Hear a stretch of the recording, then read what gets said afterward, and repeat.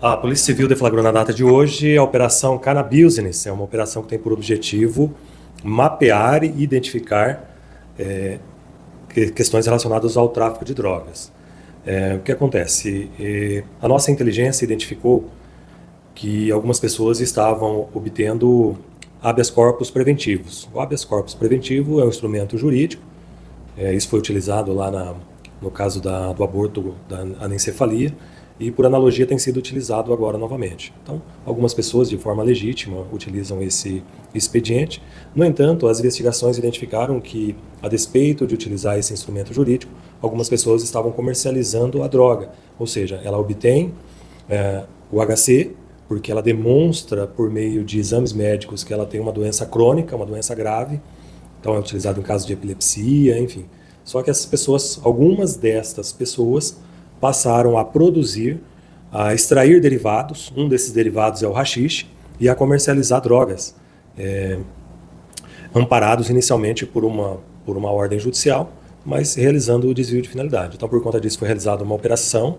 Essa operação decorre de uma investigação desenvolvida pelo Centro de Inteligência, desenvolvida pela Delegacia de Cedral, e esta operação é realizada na investigação desde fevereiro deste ano.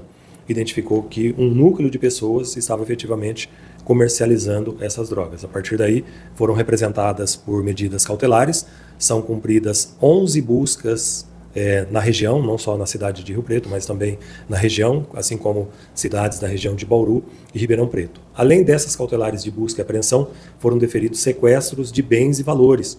E hoje pela manhã foram implementados esses sequestros. Nós ainda não temos o valor total que foi bloqueado, mas daquilo que foi identificado na investigação, existe ordem judicial para bloqueio. Onde que esse núcleo atuava, doutor? Esse núcleo atuava a partir de São José do Rio Preto, Cedral, Uchoa, distribuindo drogas, aí atuação para todo o Brasil. Tanto que durante a operação nós realizamos a interceptação de remessas de produtos que estavam indo para a Grande São Paulo. Doutor, como é que eles distribuíam? Via postal? Como é que funcionava? Via Correios. Via Correios.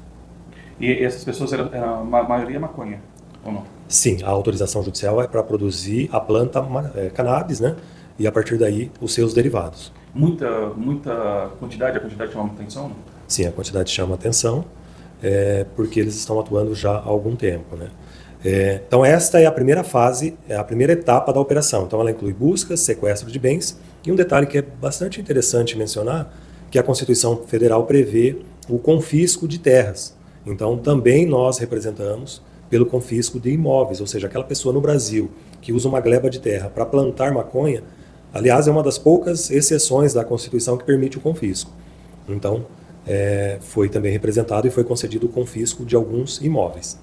Esta é a etapa investigativa, ponto.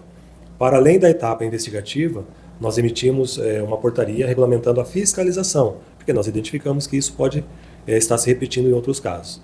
Então, para além da investigação, nós realizamos hoje a fiscalização em outras 25 plantações de maconhas na nossa região. Doutor, tem uma liderança que coordenava esse esquema, e era essa liderança de ontem, esse esquema de plantação e vender essa maconha? Alguém chegou a ser ouvido nessa etapa ou não, doutor?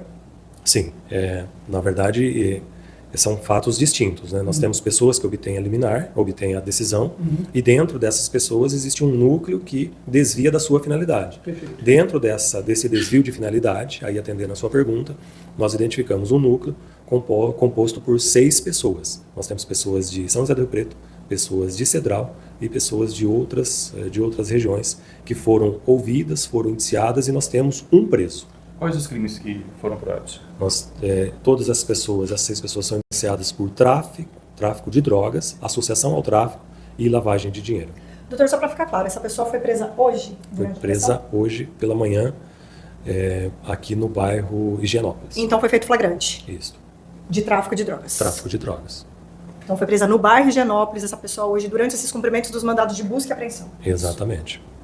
Obrigado. Doutor, o que acontece com as plantações nesse caso, já que elas estão um fim não legal? Vai ser exterminada? Qual vai ser a próxima passo? Excelente pergunta, né? Nós temos então essas pessoas, inclusive esse que foi preso, ele tem um HC preventivo que o amparava, mas o amparava dentro de um limite legal.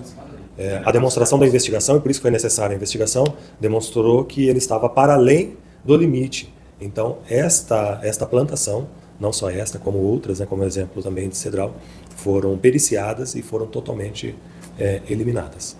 E agora, esses imóveis também então poderão ser confiscados? Poderão ser confiscados e reverter para questões relacionadas à saúde, né, e ao tratamento de pessoas que têm vício na droga.